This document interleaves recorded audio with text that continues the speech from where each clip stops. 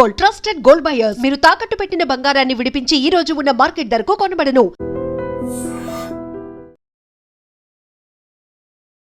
నమస్తే, నేను Kavitha. Welcome to I dream news and నిజాలు.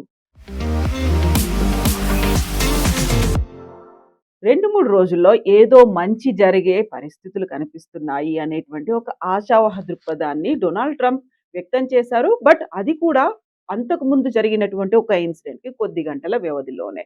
అంతకుముందు 'గార్డియన్ ఆఫ్ ద వరల్డ్' అనేటువంటి ఒక ఏఐ ఇమేజ్‌ని డొనాల్డ్ ట్రంప్ రిలీజ్ చేశారు. At the same time Trump 2028 అనేటువంటి కప్‌ని ఏఐ ఇమేజెస్‌ని కూడా షేర్ చేస్తున్నారు. అంటే థర్డ్ టైమ్ కూడా ట్రంప్ రావాలనుకుంటున్నారా? అలా అయితే అమెరికాలో కుదరదు కదా! థర్డ్ టైమే కాదు, ఫోర్త్ టైమ్ కూడా ఉంటే బెటర్ అనేటువంటి మాటని వాల్ స్ట్రీట్‌లో జరిగినటువంటి విలేకరుల సమావేశంలో డొనాల్డ్ ట్రంప్ ఎందుకని మాట్లాడుతున్నారు?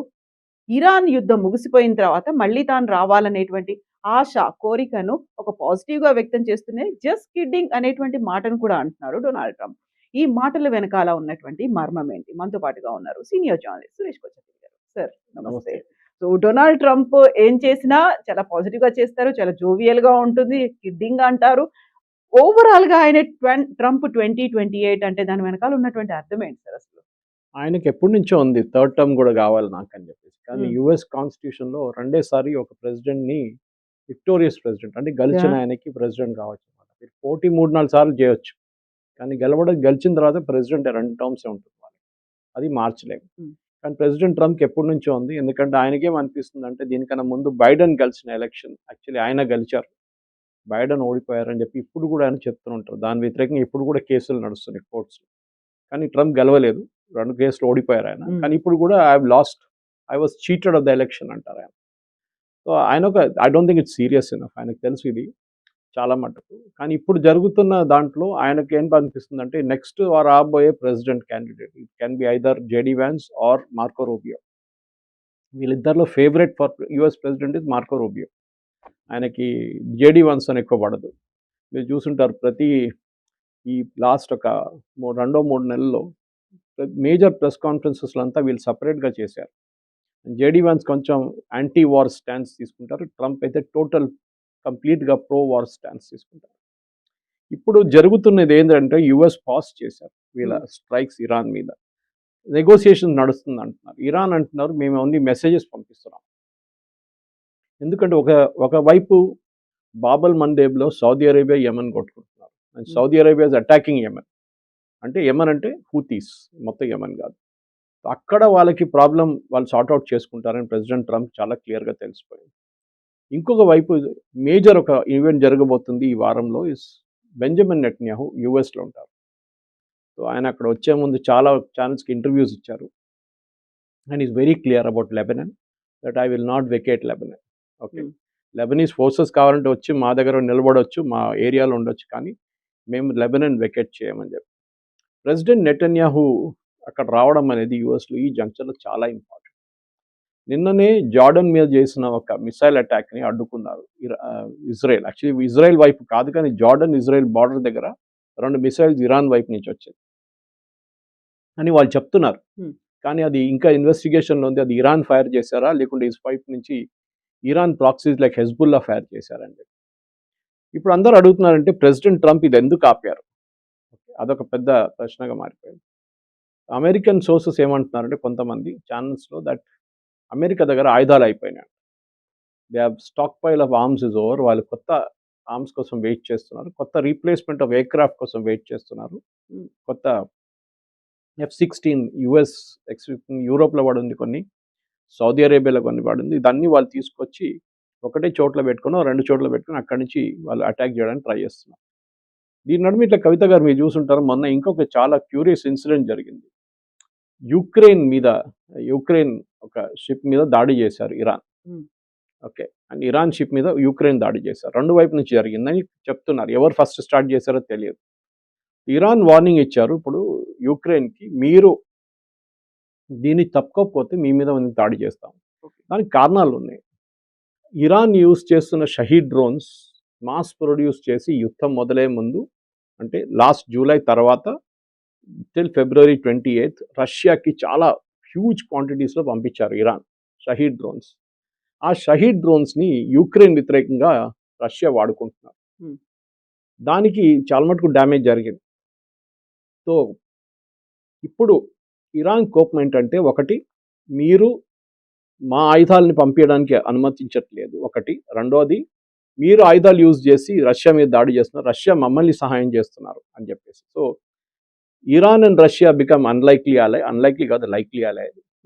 అండ్ ఇప్పుడు యుక్రెయిన్ మీద కొడితే అది నేటో ఏం చేస్తారు, అదొక పెద్ద ప్రశ్న రాబోతుంది. ఎందుకంటే నేటో నేషన్ కాదు యుక్రెయిన్, బట్ స్టిల్ యుక్రెయిన్ మీద దాడి చేస్తే జర్మనీ కానీ, ఫ్రాన్స్ కానీ, యూకే కానీ ఏం చేస్తారని పెద్ద ప్రశ్న రాబోతుంది. అక్కడ మన ఇప్పుడు వార్ సిచ్యువేషన్ గల్ఫ్ నుంచి మారి యుక్రెయిన్ వైపు వెళ్ళింది. అక్కడేమో యుక్రెయిన్ రష్యా వైపు నుంచి వస్తున్న షహీద్ డ్రోన్స్ కానీ, మిసైల్స్ అడ్డుకోవడానికి ట్రై చేస్తున్నారు. రష్యన్ డిఫెన్స్ మినిస్టర్ని జెలెన్స్కీ సాక్ చేశారు, కొత్త డిఫెన్స్ మినిస్టర్ వచ్చారు. కానీ ఏం జరుగుతుంది ఇప్పుడు అనేది వెస్ట్ ఏషియా మారిపోయి యూరో ఏషియా అయిపోయింది. ఇప్పుడు అక్కడే గొడవంతం. సో ఇరాన్ మీద అమెరికా, ఇజ్రాయెల్ చేస్తున్నటువంటి అటాక్ కావచ్చు, యుద్ధం కావచ్చు, ఫిబ్రవరి 28న స్టార్ట్ అయితే ఈ రోజుకి ఖచ్చితంగా 5 months కంప్లీట్ అయిపోయింది. Correct. 6th month లోకి ఎంటర్ అవుతున్నప్పుడు ఇజ్రాయెల్ పెద్దగా ఏం మాట్లాడట్లేదు, చేయాల్సిన పని ఏంటో చేసుకుంటూ వెళ్ళిపోతుంది. ఇరాన్ మాత్రం అదే టార్గెట్ గా అలాగే అదే పనిలో ఉంది. అమెరికానేమో అన్ని చోట్ల తిరిగి వస్తుంది, 360 degrees అన్నట్టుగా ప్రతిదీ కవర్ చేస్తూ వస్తుంది. ఇండైరెక్ట్ గా కావచ్చు, డైరెక్ట్ గా కావచ్చు, హర్ముజ్ జలసంధి, లేకపోతే ఇక్కడ ఉన్నటువంటి బాబెల్ మండెబ్, ఇవి రెండు ప్రపంచవ్యాప్తంగా అన్నిటి మీద ప్రభావాన్ని చూపిస్తున్నాయి. ఒక రకంగా అయిపోయిందా అంటే అయిపోలేదు, బట్ స్తబ్దంగా ఉందా, ఒక పాజ్ పెట్టారా, కామానా, ఫుల్ స్టాప్ అంటే ఏది క్లారిటీ లేదు, ఫుల్ కన్ఫ్యూజన్ ఉంది. సో నెక్స్ట్ ఏం జరుగుతుంది అనే దానికంటే కూడా నెక్స్ట్ ఏ దేశంలో ఎవరి మీద ఎక్కడ అటాక్ చేస్తారు, ట్రంప్ ఏమైనా టారిఫ్లు కూడా పెడతారా అనేది. ఇన్ఫాక్ట్ ఈ వారం ట్రంప్ టారిఫ్ అయితే మనం అది చూడాల్సింది, చాలా ఇంట్రెస్టింగ్. ఎందుకంటే మనం మాట్లాడడం నాకు గుర్తులేదు, దానికి వచ్చి 10% గురించి మాట్లాడాము. సో 10% ప్లస్ అనదర్ 12.5%, రెండు ఇది ఉందన్నమాట, లెవెల్స్ ఉన్నాయి. దాంట్లో 12.5 ఎవరి మీద ఉంటుందంటే, మీరు ఫోర్స్ లేబర్ చేపిస్తున్నారని వాళ్ళ మీద 12.5 ఉంటుంది. 10% ఏమో మీరు కొనుక్కుంటున్నారు వాళ్ళ దగ్గర నుంచి, వాళ్ళ మీద 10% ఉంటుంది. అంటే మీరు చైనా నుంచి కొనుక్కుంటున్నారు, చైనాలో చైల్డ్ లేబర్ ఉందని అనుకోండి, నాట్ దేర్ బట్ అజ్యూమింగ్, అంటే మీ యు ఆర్ ఎట్ ఫాల్ట్.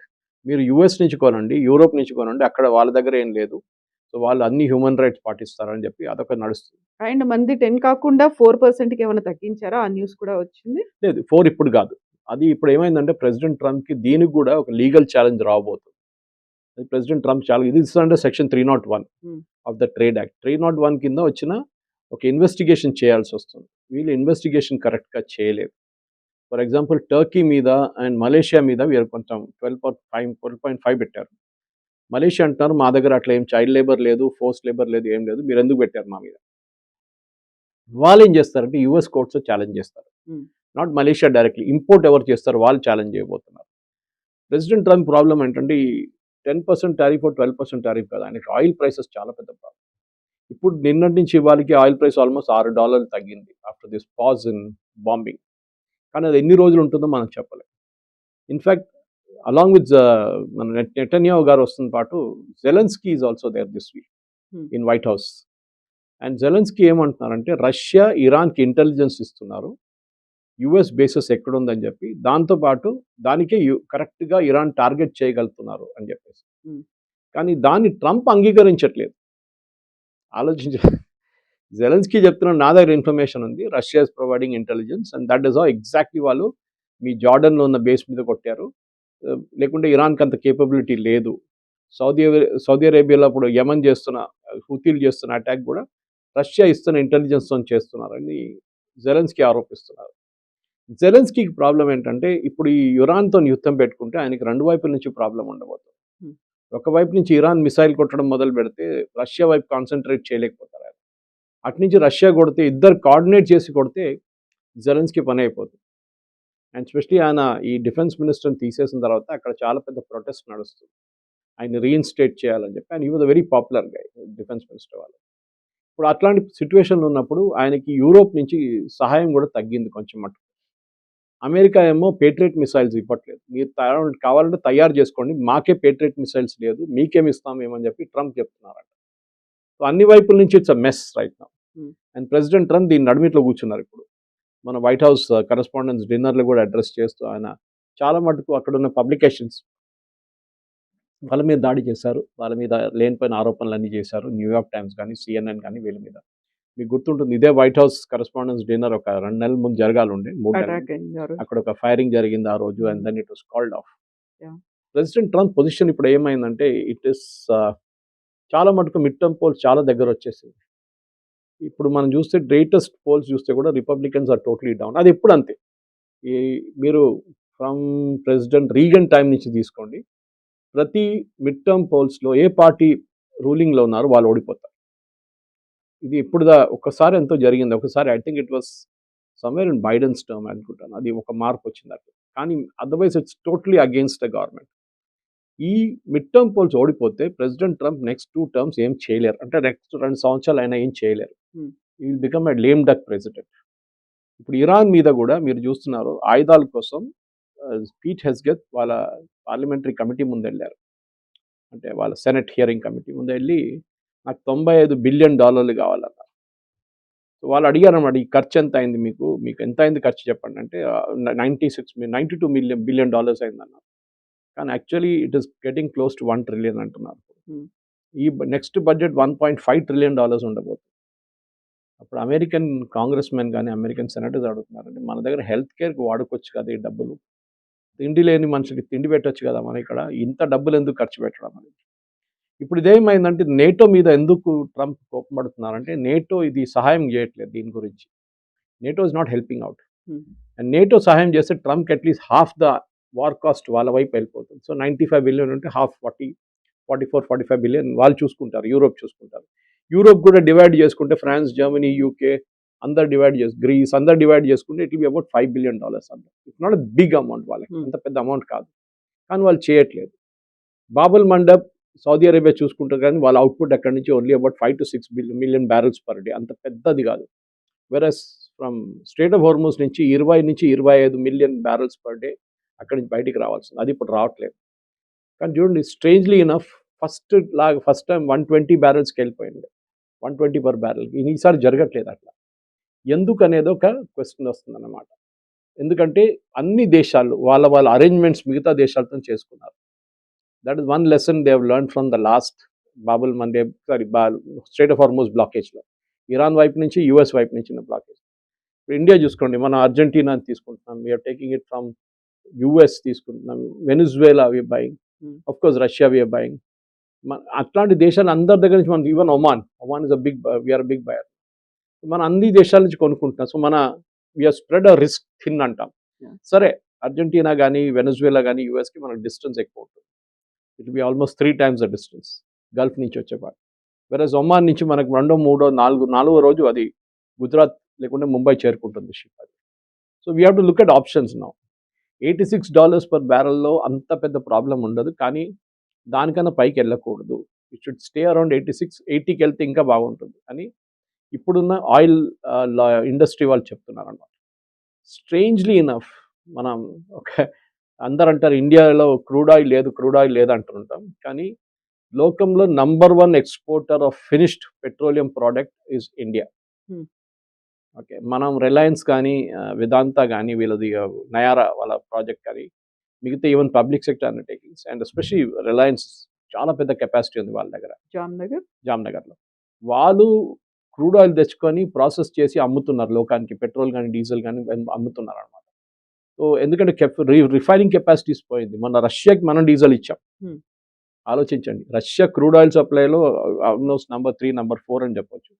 వాళ్ళకి డీజిల్ లేదు, ఎందుకంటే వాళ్ళ రిఫైనరీ మీద జెలెన్స్కీ వాళ్ళ ఫోర్సెస్ కొట్టారు, బాంబ్ చేశారు, దాడి చేశారు.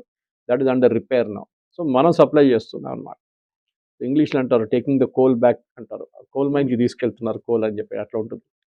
ఇప్పుడు నెక్స్ట్ ఒక 15 daysలో ఈ యుద్ధం ఇంకా ముందుకు వెళ్ళకపోతే oil will come to $70, $72 per barrel. Trump అది ఇప్పుడు మనం ఆగస్ట్లో ఉన్నాం, ఆగస్ట్కి వచ్చేస్తున్నాం, సెప్టెంబర్, అక్టోబర్ దాకా నడిపిస్తుండి పోతే he will somehow manage mid term polls. కనీసం ఆ క్రూడ్ ఆయిల్ ధరలు తగ్గాయి అనేటువంటి ఒక ఫీల్ అనేది ఉంటుంది అక్కడ. Yes, different. ఎందుకంటే అమెరికన్స్కి ఒక మాట ఉంది, వాళ్ళకి ఈ టారిఫ్లతో చాలా పెద్ద ప్రాబ్లం అయింది. వాళ్ళు చెక్అవుట్ కౌంటర్లో సూపర్ మార్కెట్స్లో వాళ్ళకి దాని రియల్ ఇంపాక్ట్ తెలిసిపోయింది వాళ్ళకి.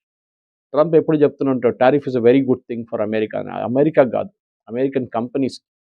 కానీ అక్కడ ఫైనల్ అమౌంట్ కడుతుంది ఆ చెక్అవుట్ కౌంటర్లో, సూపర్ మార్కెట్స్లో, మాల్స్లో వాళ్ళు కడుతున్నారు అమౌంట్. అది ఏదైనా ఉండొచ్చు, any product which is bought from India, China, Mexico, ఎక్కడి నుంచి వచ్చిన ప్రోడక్ట్ అని. ఇప్పుడు చూడండి మీరు కెనడా మీద 50% పెట్టారు, కెనడియన్ వైన్స్ మీద. వాళ్ళు ఏం చేస్తున్నారు, అమెరికన్ విస్కీని బాయ్కాట్ చేస్తున్నారు, బౌర్బన్ విస్కీ. సో రెండు వైపుల నుంచి నష్టాలు, వీళ్ళకి సేల్ కావట్లేదు, వాళ్ళకి సేల్ కావట్లేదు. And they are neighbours. And Canada US border is not fence. Mexico వైపు ఫెన్సింగ్ వేసినట్ల Canada US border is open. So అక్కడి నుంచి ఇల్లీగల్ మైగ్రేషన్ ఉంది డెఫినెట్గా, కానీ అంత మెక్సికో సైడ్ నుంచి ఉన్నంత లేదు.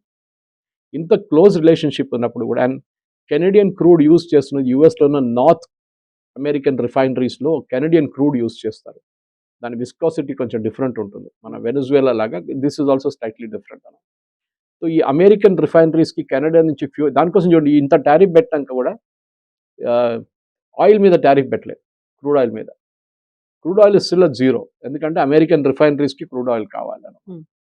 సో ప్రెసిడెంట్ ట్రంప్కి ఒక పొలిటికల్ బ్యాటిల్ ఇప్పుడు నడుస్తుంది ఏంటంటే, ఒకవైపు కెనడా, ఒకవైపు Mexico, then is got Zelensky, Russia, China and Middle East, Iran specially. 6 దేశాలతోనే ఆయనకి ఇష్యూస్ ఉన్నాయి. అది కాకుండా చిన్న చిన్న దేశాలు అక్కడెక్కడ ప్రాబ్లమ్స్ ఉన్నాయి, కానీ the major ones are the 6. And దాంతోనే ఆయనకు కొంచెం ఫ్రస్ట్రేషన్ రావడం మొదలైంది. యుద్ధం ఆగట్లేదు, ఖర్చులు ఎక్కువ అవుతున్నాయి. $95 billion is not a joke. And ఇంకా పొడిగించుకెళ్తే ఇంకా ఒక 6 నెలల్లో 7 నెలలు అయితే ఐ థింక్ అమెరికన్ ఎకానమీ ఏం చెప్తారు, ఒక మేజర్ ఇన్ఫ్లేషనరీ ప్రెషర్కి వచ్చేస్తుంది. అదైతే ప్రెసిడెంట్ ట్రంప్కి పొలిటికలీ పెద్ద ప్రాబ్లం కాబోతుంది. బట్ ఇట్లాంటి సమయంలోనే గార్డియన్ ఆఫ్ ద వరల్డ్ అనేటువంటి ఏఐ ఇమేజెస్ పెట్టిన తర్వాత, అంటే either it may be only Iran మీద చూపించడానికి అనుకున్నప్పటికీ, గతంలో హర్మూజ్ జలసంధి గురించి ఒక కేర్ టేకర్స్ గా ఉంటాము అన్నప్పటికీ, ఇప్పుడు గార్డియన్ ఆఫ్ ద వరల్డ్ అంటే మొత్తం అమెరికానే ముందు నుంచి కూడా సూపర్ పవర్ అన్నట్టుగా ఉండేది. మళ్ళీ దాన్ని రిఫ్లెక్ట్ చేస్తోందా అది? అని ఏమనుకున్నారు అసలు? ప్రెసిడెంట్ ట్రంప్ ఏంటంటే మెయిన్గా గార్డియన్ ఆఫ్ ద వరల్డ్ అని అప్పుడో ప్రపంచ పోలీస్ అని చెప్పుకుంటారు అమెరికా. పెద్దన్న అని అంటారు తెలుగులో. We are doing everything. మొన్న యుద్ధాలు కూడా మీకు గుర్తుంటుంది, చాలా క్లియర్గా ఆయన చెప్పారు, ప్రెసిడెంట్ ట్రంప్ చెప్పారు, NATO is not doing anything, మేమే అన్ని చేస్తున్నాం, మేమే అన్ని ఖర్చులు భరిస్తున్నాం, దానికోసం నేను 20% ప్రతి షిప్ అక్కడి నుంచి వెళ్తుంది దాన్ని కలెక్ట్ చేస్తా ఉన్నారు. అది పెద్ద గొడవ అయిన తర్వాత దాన్ని విత్డ్రా చేశారు. మళ్ళీ అన్నారు కాదు, సౌదీ అరేబియా, ఖత్తర్ వీళ్ళందరూ కలిసి మా అమెరికాలో పెద్ద పెద్ద పెట్టుబడి పెడతారన్నారు. దాన్ని కూడా న్యూస్ లేదు. ప్రెసిడెంట్ ట్రంప్కి ఏంటంటే ఆ యుద్ధంలో ఎందుకు దిగారని నాకు అర్థం కావట్లేదు. లుక్ ఎట్ ఇజ్రాయెల్ టుడే, కవిత గారు. ఇజ్రాయెల్ క్వైట్గా కూర్చున్నారు ఒక సైడ్లో, ఏం మాట్లాడట్లేదు, ఏం మాట్లాడి తమాషా. ఎవరు ముద్దులు పెట్టారు ఈ యుద్ధం? It was Israel. Israel insistence మీదనే వీళ్ళు అటాక్ చేశారు ఆ రోజు, ఫిబ్రవరి 28 తారీఖు. కానీ ఇప్పుడు ఇజ్రాయెల్ ఎక్కడైనా ఉందంటే లేదు, వాళ్ళు హిజ్బుల్లాతో వాళ్ళ రెగ్యులర్ గొడవ నడుస్తుంది, వాళ్ళు గాజాలు కూడా చిన్న చిన్న ఘర్షణలు. ఇజ్రాయెల్ స్మార్ట్గా దీని నుంచి మూవ్ అయిపోయారు. దానికోసం మీరు చూస్తుంటారు, ఇరాన్ లాస్ట్ ఒక 2 నెలల్లో ఇజ్రాయెల్ మీద దాడి చేయలేదు ఇప్పుడు దాకా, జార్డన్ మీద దాడి చేశారు. అండ్ మీరు జార్డన్ దాడి చేయాలంటే you have to overfly Israel. Okay, and naturally ఆ మిసైల్ ఇజ్రాయెల్ వైపు వస్తున్నప్పుడు ఇజ్రాయెల్ చూస్తూ ఉంటారు, ఐరన్ డోమ్ డిటెక్ట్ చేస్తుంది దానికోసం మొన్న 2 దాన్ని వాళ్ళే ఇంటర్సెప్ట్ చేసుకున్నారు, జార్డన్కి వెళ్తుంది. ఇజ్రాయెల్ మీద ఒక బాంబు పడింది అనుకోండి, యుద్ధంది మొత్తం ఏం చెప్తారు, ఒక ఇంటెన్షన్ మారిపోతుంది. దాంట్లో ఇరాన్ చాలా పెద్ద ప్రాబ్లం అయిపోతుంది. దానికోసం వాళ్ళు ఏం చేయట్లేదు, they are keeping absolutely quiet. కానీ ఈ meeting President President Trump and Prime Minister Netanyahu చాలా క్రూషియల్గా ఉండబోతుంది. ఎందుకంటే కొన్ని రోజుల నుంచి వీళ్ళిద్దరు నడుమిట్లో ఒక కెమిస్ట్రీ వర్క్ కావట్లేదు. At the same time American lobby, Jewish lobby చాలా పవర్ఫుల్. వాళ్ళు ప్రెసిడెంట్ ట్రంప్ని, ఇజ్రాయెల్ని అట్లనే మేము పక్కన దారి తీసేస్తాం, మాకు అక్కర్లేదు ఇజ్రాయెల్ అని చెప్పి నెటన్యాహు వెరీ క్లియర్లీ సెట్, మీరు కాకపోతే మా దగ్గర ఇండియా ఉందండి అని చెప్పారు. ఇమాజిన్, ఒక ఇజ్రాయలీ ప్రైమ్ మినిస్టర్ చెప్తున్నారు, if US is not supplying arms to us, no problem, మేము ఎట్లయినా డిపెండెన్సీ తగ్గించుకుంటున్నాం యూఎస్ మీద, వీఆర్ బికమింగ్ సెల్ఫ్ డిపెండెంట్, మాకు ఇండియా ఉన్నారు, వాళ్ళు సప్లై చేస్తారు మాకు, we have got joint ventures there అని చెప్పారు. And even made a statement saying I'm very popular in India అని చెప్పారు నెటన్యాహు. సో ఈ మిడిల్ ఈస్ట్లో ఉన్న సమీకరణలన్నీ మారిపోతున్నాయి. సౌదీ అరేబియాకి తెలిసిపోయింది US will not help them. దానికోసం మొన్న కూడా సౌదీ అరేబియా యెమెన్ మీద దాడి చేసినప్పుడు they didn't take permission from US. Usually వాళ్ళు యూఎస్ని ఇన్ఫార్మ్ చేస్తారు, మేము ఎందుకంటే వీళ్ళ బేసెస్ ఉన్నాయి, యూఎస్ బేసెస్. అది చెప్పకుండానే కొట్టారు వీళ్ళు సనా ఎయిర్పోర్ట్ మీద సౌదీ అరేబియా. తర్వాత అన్నారు మేము చేయలేదు, మాకు తెలియదు అన్నారు. కానీ ఇట్ వాజ్ సౌదీ అరేబియా ఉంది 100%. ఎందుకంటే అక్కడ ఒఫిషియల్ యెమెనీస్ గవర్నమెంట్ దగ్గర ఎయిర్క్రాఫ్ట్ లేదు, వాళ్ళ దగ్గర Sana'a airport is under the control of Houthis అన్నమాట. కానీ సౌదీ అరేబియాకి ఏంటంటే ఈస్ట్ వెస్ట్ పైప్ లైన్ చూడండి, దాన్ని కంట్రోల్ చేయడం చాలా ఇంపార్టెంట్. అది వచ్చి యాన్బు పోర్ట్ దగ్గర వచ్చి ఆగుతుంది. Yanbu is right at Bab el Mandeb ఎండింగ్లో. యమన్ ఎక్కడ ఎండ్ అవుతుంది, యమన్లో it is towards the western part of Yemen. అక్కడ హూతీలు ఉన్నారు. అండ్ చాలా క్లియర్గా ఇప్పుడు నిన్న కూడా సౌదీ అరేబియా మీద జరిగిన దాడి హూతీల దగ్గర నుంచి రాలేదు, ఇట్ కేమ్ ఫ్రమ్ ఇరాక్. ఇరాక్లో ఉన్న షియా రెబల్స్ ఫైర్ చేశారు. అన్ని వైపుల నుంచి సౌదీ అరేబియా మీద దాడి చేయడానికి ట్రై చేస్తున్నారు ఈ రెబెల్స్ అన్నమాట. ఇరాన్కి చాలా క్లియర్గా తెలుసు Saudi Arabia is the number 1 enemy actual. కానీ డైరెక్ట్గా ఇరాన్ ఎప్పుడు దాడి చేయరు సౌదీ అరేబియా మీద.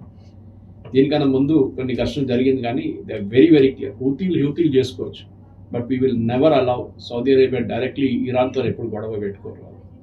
Saudi Arabia is too big. అంటే ఈవెన్ వాళ్ళ ఆర్మ్డ్ ప్రెజెన్స్ కూడా చాలా పెద్దది. వాళ్ళు ఎప్పుడు ఉపయోగించలేదు.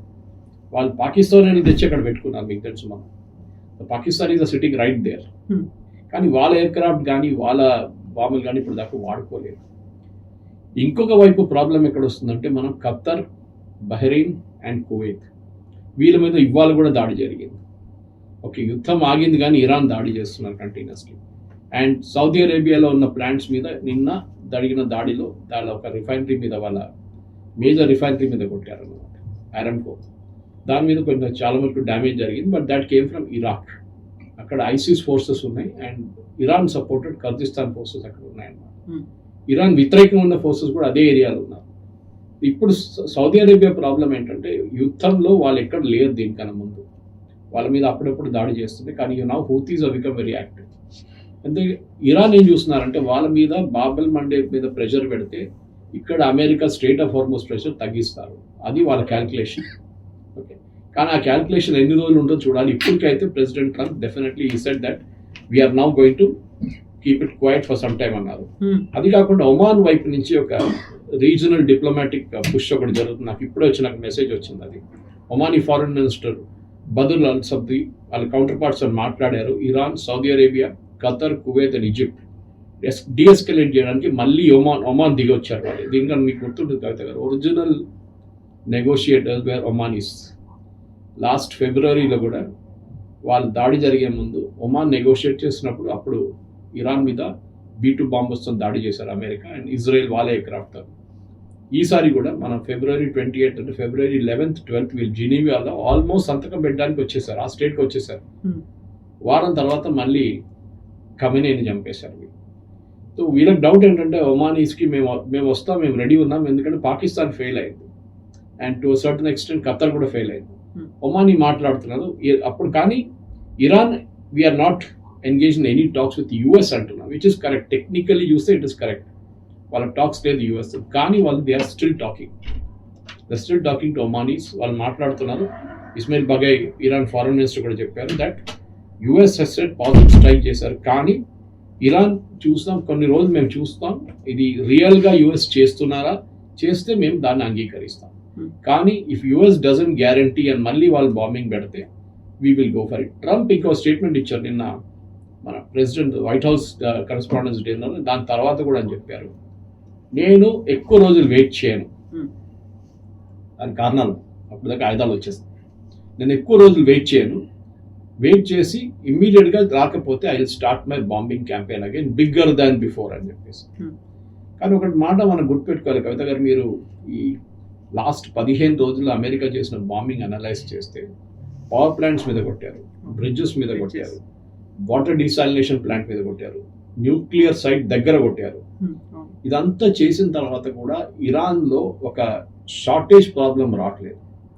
వాళ్ళకి ఇప్పుడు కూడా వాళ్ళ దగ్గర డ్రోన్స్ ఉన్నాయి, ఇప్పుడు కూడా వాళ్ళు దే హిట్టింగ్ ద ఎయిర్క్రాఫ్ట్. కానీ మొన్న షిప్స్ మీద చాలా మటుకు తగ్గింది. నిన్న ఏదో ఒక షిప్ హిట్ మైన్ అని చెప్తున్నారు వీళ్ళు. అది రెగ్యులర్ ఆ న్యూస్ మనకి యుఎస్ సెంట్రల్ కమాండ్ సెంట్కామ్ నుంచి ఇంకేం న్యూస్ రాలేదు.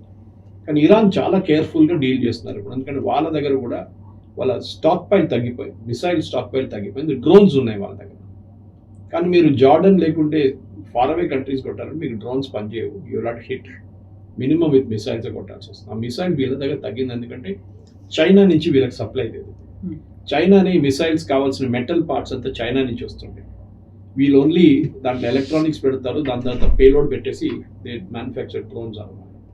ఇంకోటి వీళ్ళు చేశారంటే పికాక్స్ మౌంటైన్ అని మీరు వినుంటారు. That's a translation of an Arabic word actually. Americans use చేస్తున్న word పికాక్స్ మౌంటైన్. ఈ పికాక్స్ మౌంటైన్లో ఒక 3 వారాల నుంచి ఇజ్రాయెల్ నోట్ చేస్తున్నారు వాళ్ళ శాటిలైట్ ఇమేజరీతోని. చాలా మటుకు సెంట్రిఫ్యూజెస్ మూవ్ చేస్తున్నారు దాని లోపలికి పికాక్స్ మౌంటైన్. యుఎస్ మొన్న కూడా ఏమన్నారంటే president Trump, we may try to land troops there అన్నారు. అది చాలా risky operation, boots on the ground. ఎందుకంటే అక్కడ ఉంది యురేనియం. అది మీరు ఇస్ఫహాన్ కానీ ఫర్దో కానీ ఇట్లాంటి ప్లేసెస్ చూస్తే చాలా దగ్గర ఇది యాక్చువల్లీ. ఈ న్యూక్లియర్ దాని మీద వీళ్ళు వెళితే then it going to be different game altogether. ఎందుకంటే first time American boots on the ground రాబోతుంది. ఇక్కడ కర్గ్ ఐలాండ్ కాదు మనం మాట్లాడేది, కెషమ్ ఐలాండ్ కాదు మాట్లాడేది, we're talking of actual on the ground presence అన్నమాట. సో అది ఈ పికాక్స్ మౌంటైన్ని రేడ్ చేసి అక్కడ ఉన్న యురేనియం తీసుకెళ్ళడానికి అమెరికా ట్రై చేస్తే అమెరికాకి చాలా పెద్ద రిస్క్ ఉంటుంది. అది ఇరాన్ వారి దగ్గర ఉన్న మొత్తం ఆయుధాలు వాడుకుంటారు అమెరికన్ ట్రూప్స్ మీద, ఫైట్ టు ద ఫినిష్ ఉంటుంది ఇది. సో అది మన నెక్స్ట్ స్టేజ్లో ప్రెసిడెంట్ ట్రంప్ చెప్పారు, ఇది ఈ చర్చలు ఇంకా ముందుకు వెళ్ళకపోతే we will use that option. కాకుంటే ఏదో మంచి జరిగే అవకాశం ఉంది అనేటువంటి మాటను కూడా చెప్తున్నారు. చాలా పాజిటివ్ హోప్ అనేది అక్కడ కనిపిస్తోంది ట్రంప్కి. ప్రెసిడెంట్ ట్రంప్ మనకి తెలుసు కవిత గారు, ఎందుకంటే ఇప్పుడు ఆయనే చెప్తున్నారు US would like to have more sophisticated munitions as the war with Iran draws down supplies. ఇది అమెరికన్ స్టేట్మెంట్ అన్నమాట. ఓకే, ట్రంప్ అంటున్నారు కాదు కాదు మా దగ్గర కావాల్సిన మా దగ్గర ఆయుధాలన్నీ మా దగ్గర ఉందని. ఆయన ఎప్పుడు చెప్తుంటారు గుడ్ న్యూస్ గుడ్ న్యూస్. ఆయన ఏం చెప్తున్నారంటే ఇరాన్ అడిగారు, Iran wants to have a talk. Iran అన్నారు మేము అసలు ఎవరు అడగట్లేదు మా దగ్గర, మేము అడగట్లేదు ఎవరి దగ్గర, మేము ఒమాన్తో మాట్లాడుతున్నాము, మా ఇది స్ట్రైట్ ఆఫ్ హార్మోస్ని కంట్రోల్ చేయడానికి మాట్లాడుతున్నాము, we're not speaking about the MOU. MOU గురించి ఎవరు మాట్లాడలేదు. ఆ 14 పాయింట్లు ఉన్న MOU is absolutely somewhere in the dustbin. అది ఎక్కడ పోయిందో ఎవరికి తెలియదు. ప్రెసిడెంట్ ట్రంప్ ఏమంటున్నారంటే అమెరికా దగ్గర మిలిటరీ దగ్గర వాళ్ళకి కావాల్సిన వారికి ఉంది, బట్ రష్యా ఇరాన్ని హెల్ప్ చేస్తున్నారేమో అని ఆయనకు కూడా చిన్న డౌట్ ఉంది. కానీ రష్యా వ్యతిరేకంగా ఆయన డైరెక్ట్ యాక్షన్ తీసుకోరు ఇప్పుడు, ఎందుకంటే దెన్ నా వార్ మళ్ళీ ఇంకో జోన్లో అయిపోతుంది. బహుశా ఏం ఎంకరేజ్ చేస్తారంటే యుక్రెయిన్ మీద దాడి చేయడానికి ఇరాన్ ఇంకా ప్రపోజ్ చేస్తే ఇరాన్ అటెన్షన్ డైవర్ట్ అయిపోతుంది. నేను చెప్పాను చూడండి, it will B 2 front war. ఒక ఫ్రంట్ రష్యా నుంచి వస్తున్న మిసైల్స్ అడ్డుకోవాలి, ఇక్కడ ఇరాన్ నుంచి వస్తున్న మిసైల్స్ అడ్డుకోవాలి. ఆ కెపాసిటీ యుక్రెయిన్ దగ్గర లేదు, ఇప్పుడు లేదు. వాళ్ళు ఈవెన్ నేటో సహాయం తీసుకుంటే కూడా వాళ్ళకి రాదు ఆ సహాయం. ఇరాన్ చాలా కేర్ఫుల్గా డీల్ చేయాల్సి వస్తుంది. వాళ్ళ దగ్గర ఒకటి స్టాక్ పాయింట్స్ వాళ్ళ దగ్గర కూడా చాలా మటుకు తగ్గింది. వాళ్ళు కొత్త మిసైల్స్ మ్యానుఫ్యాక్చర్ చేయలేకపోతున్నారు, డ్రోన్స్ మ్యానుఫ్యాక్చర్ చేస్తున్నారు. అది ఎక్కడ చేస్తున్నారో తెలియదు, కానీ ఏదో మౌంటైన్ కింద ఉండొచ్చు అది డెఫినెట్. కానీ ప్రెసిడెంట్ ట్రంప్ ఇప్పుడు ఈ నెక్స్ట్ 3-4 డేస్లో ఆయన, ఎందుకంటే యూజువలీ ఆయన వీకెండ్ కాగానే ఆయన గాల్ఫ్కి వెళ్ళిపోతారు. ఇప్పుడు ఆయన కొన్ని క్యాంపెయిన్ ర్యాలీస్లో మాట్లాడుతున్నారు, బికాస్ ప్రైమరీస్ ఆర్ దేర్. ఇప్పుడు ఈ మిడ్ టర్మ్ పోల్స్కి రాబోయే ప్రైమరీస్ కూడా ఉంది. సో ఆయన క్యాంపెయిన్ ర్యాలీస్లో మాట్లాడుతున్నారు. కానీ అది నాకైతే డౌట్ ఉంది, ఎందుకంటే ఇది దీనికన్నా ముందు కూడా మనం చూసాం ఇట్లాంటి చర్చలు ఎక్కడ వెళ్ళదు. ప్రెసిడెంట్ ట్రంప్ కూడా ఆయన కూడా చాలా క్లియర్గా చెప్పారు, నేను ఎక్కువ రోజులు వెయిట్ చేయను. అది బహుశా ఎక్కువ రోజులు అంటే వారం పాటు ఉండొచ్చు మ్యాక్సిమం, దాని తర్వాత మళ్ళీ ప్రాబ్లమ్ స్టార్ట్ అవుతుంది. వారంలో కూడా కంప్లీట్ ఫుల్లీ ఎక్విప్డ్ అంటారు కదా, అన్నీ అప్పటికి కావాల్సినవన్నీ వచ్చేసి ఉంటాయి కాబట్టి ఆ టైంలో అటాక్ చేయొచ్చు. యా, ప్రెసిడెంట్ ట్రంప్ యూజ్ చేసిన వర్డ్ అంటే ఎస్ ఇంటెలిజెన్స్ ఇస్తున్నా కానీ we're knocking the hell out of Iran అంటున్నాం. ఈ హెల్ అవుట్ ఆఫ్ ఇరాన్ అనేది ఏమిటనేది నెతన్యాహు అండ్ ప్రెసిడెంట్ ట్రంప్ మాట్లాడితేనే చాలా క్లారిటీ వస్తుంది దాని మీద. ఇప్పటికైతే Netanyahu is very clear that Iran మా అజెండాలో ఉంది, మాకు అక్కడ రెజ్యూమ్ చేంజ్ తీసుకురావాల్సిన మాది ఉండే original plan, and we will go with that. ఇంకొకటి ఏంటంటే అక్కడ ప్రెసిడెంట్ ట్రంప్తోని నెతన్యాహు చాలా ఇంపార్టెంట్ ఒక టాక్స్ ఏంటంటే టర్కీకి F-35 కూడా. అది చాలా స్ట్రాంగ్ అబ్జెక్షన్ ఉంది ఇజ్రాయెల్కి. Even though Turkey is the NATO member, but Turkey is an Islamic state, and ఎప్పటి నుంచో టర్కీ మీద ఇజ్రాయెల్కి నిఘా ఉంది ఇప్పుడు. సో దీనికి మీకు గుర్తుంటుంది, ఒక నెల ముందు నెతన్యాహు గారు ఒక స్టేట్మెంట్ ఇచ్చారు, after Iran will come after you అని చెప్పారు టర్కీకి, ఎర్దోగాన్ దగ్గర. సో టర్కీ కూడా భయం ఉంది, కానీ Turkey is a NATO member. So president Trump బహుశా ఆయన వాళ్ళ సెనెట్ కాంగ్రెస్లో ఇది పాస్ కాదు, they will block this bill. I mean వీళ్ళ జూయిష్ లాబీ అది చూసుకుంటారు చాలా క్లియర్గా. మన లాబీ కాదు మన Indian lobby is very weak అక్కడ. ఇండియన్స్ ఈవెన్ దో ఇండియన్స్ ఉన్న వాళ్ళు కూడా ఇప్పుడు మన మీద జరగబోతున్న అన్ని చాలా మటుకు మన మీద ఇప్పుడు 10% టారిఫ్ పెడితే కూడా మనం ఏం రియాక్ట్ కావట్లేదు, దాని మీద రియాక్ట్ కాకలేదు కూడా, అంత పెద్ద ప్రాబ్లం కాదు. టెక్స్టైల్స్ మనకు ఒక ఇష్యూ ఉంది, చిన్న ఇష్యూ ఉంది, అది కూడా సార్ట్అవుట్ చేసుకోవచ్చు. కానీ మన వైపు నుంచి మన పెట్రోలియం రిజర్వ్స్ మనం చూసుకోవాల్సింది, ఎందుకంటే ఇప్పుడున్న పరిస్థితుల్లో ఖతర్ నుంచి గ్యాస్ రావడం మళ్ళీ మొదలు పెడుతుందా లేదా మనం చూడాలి. ఇక్కడ we get gas from US. Distance wise అది చాలా ఎక్స్ట్రా అయిపోతుంది. ఇప్పటికైతే we're in a comfortable position. 86 నుంచి మళ్ళీ తిరిగి 80కి వచ్చేస్తే we'll be good enough till January, February. Thank you so much.